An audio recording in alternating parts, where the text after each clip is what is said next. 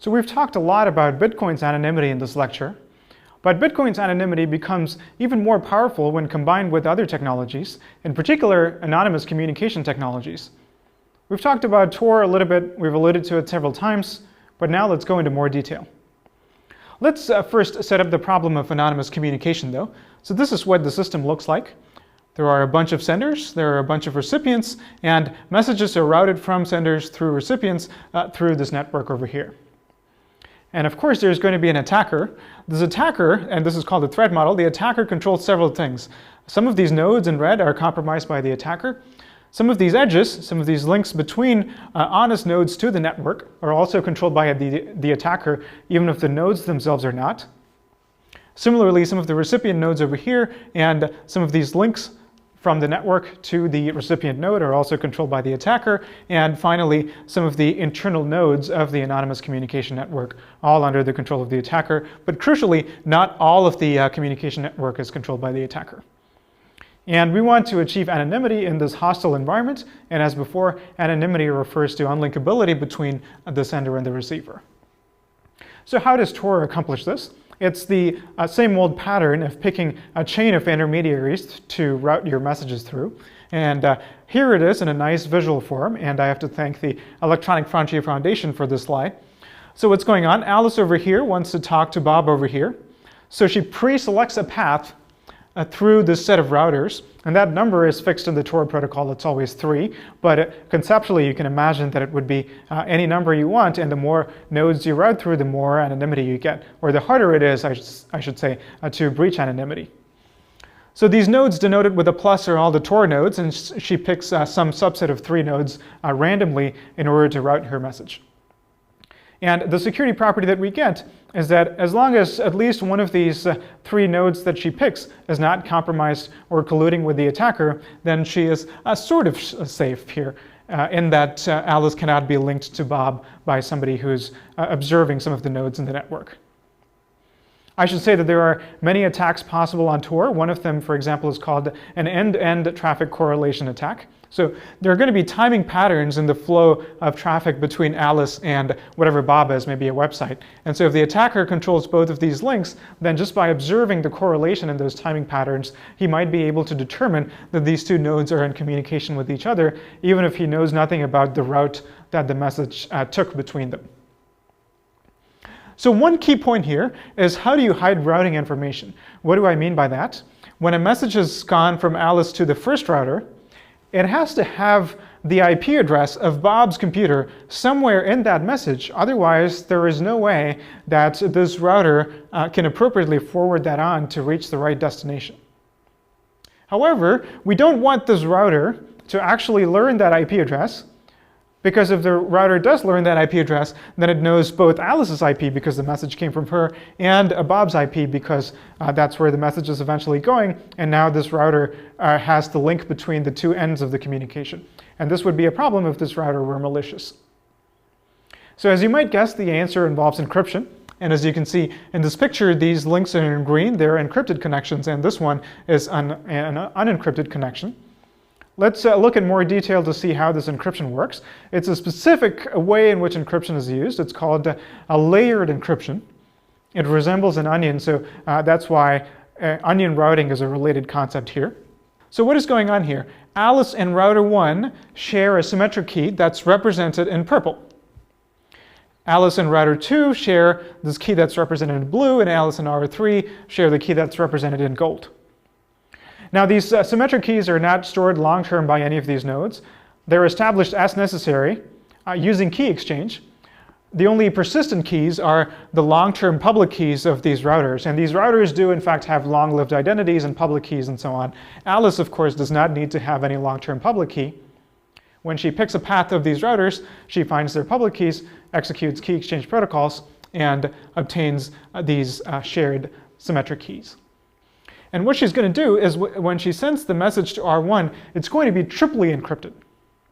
The outermost layer of encryption is a symmetric encryption between Alice and R1. And so what this allows R1 to do is peel off that layer of encryption like peeling off an onion. And when router 1 peels off that layer of encryption, inside it's going to find the IP address of router 2 and an encrypted message to send to router 2. And it's going to forward that. Router 2 peels off a further layer of encryption, and then to router 3, further layer of encryption. Now the message is unencrypted, consisting of the plain text message, as well as Bob's IP address. And so router 3 now sends that message in plain text to Bob. Of course, what you probably want to do is further layer a protocol like HTTPS or secure web browsing on top of Tor, so that even this message from router 3 to Bob is encrypted, but the Tor protocol itself doesn't guarantee that, has no way of guaranteeing that, because Bob might be a regular web server that doesn't even speak the Tor protocol, and so there's no way that Tor can be responsible for the encryption between R3, which is called the exit node, and the ultimate recipient of the message. I'll leave you to think about why this wouldn't quite work if there were only one layer of encryption, for example. If Alice tried to encrypt the message all the way from her to R3, it wouldn't quite work. The routing would not quite work out. But as it is, the very neat property that you have is that R1 only knows Alice's IP address and R2's address, does not know R3's or Bob's address. And similarly, every node knows only the addresses of the node that was one hop before it and one hop after it. And in fact, when the message gets to this point, the IP address of Alice is not even present anymore, whether or not in encrypted form. So that's really how you get anonymity here. If any one of these, if R2, for example, were compromised, then it would learn R1's and R3's IP addresses, but not Alice's or Bob's. So that's how Tor works. And now let's talk about Silk Road, and in particular, the problem that a site like Silk Road has to overcome is this. Silk Road is what is known as a hidden service. In other words, the Silk Road server wants to hide its address for obvious reasons. If you haven't heard about Silk Road, let me just say a sentence about it briefly. You're going to see it in more detail in the next lecture. Silk Road was a website that operated for a couple of years. It was an anonymous marketplace. It sold a variety of goods, but the thing that it was most known for is selling drugs. And because of the pervasive anonymity, or at least pseudonymity in the system, the idea was that it was very hard for law enforcement to go after.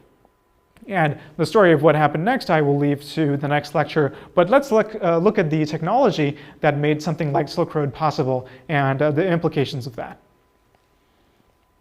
So here is a simplified algorithm by which a server can keep its identity hidden and yet provide services through Tor.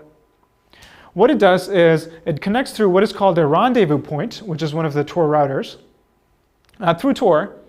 And then what it's going to do is it's going to publish the mapping between its name, its domain name, and the address of the rendezvous point through directory services that the Tor system offers. And these domain names are not your regular DNS domain names.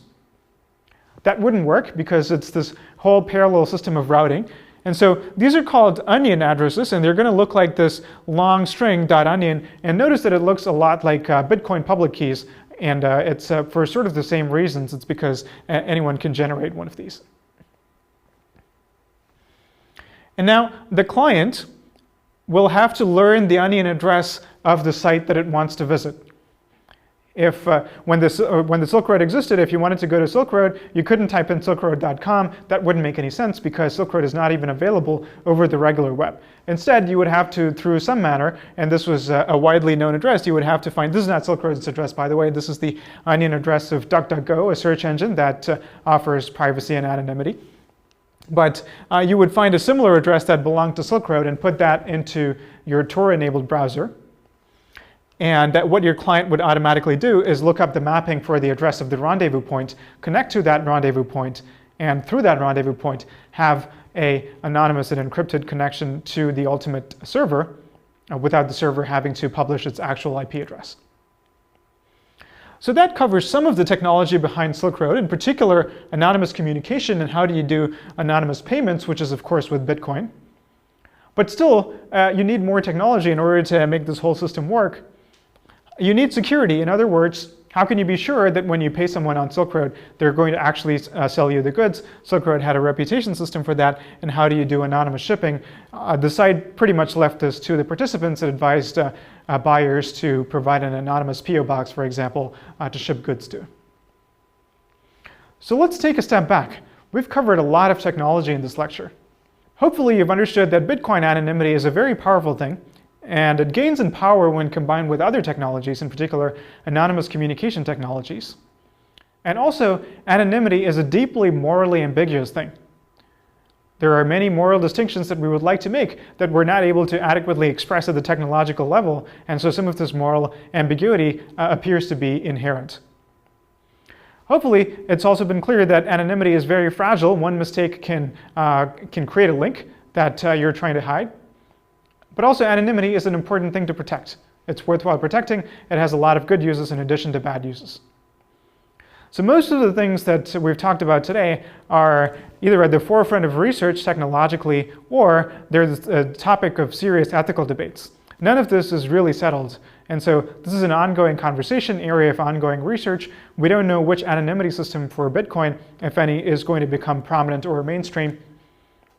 And so this is a great opportunity for you, either as a developer or in thinking through the ethical implications, to get involved in some of these issues. And hopefully what you've learned in this lecture has given you the right background for that.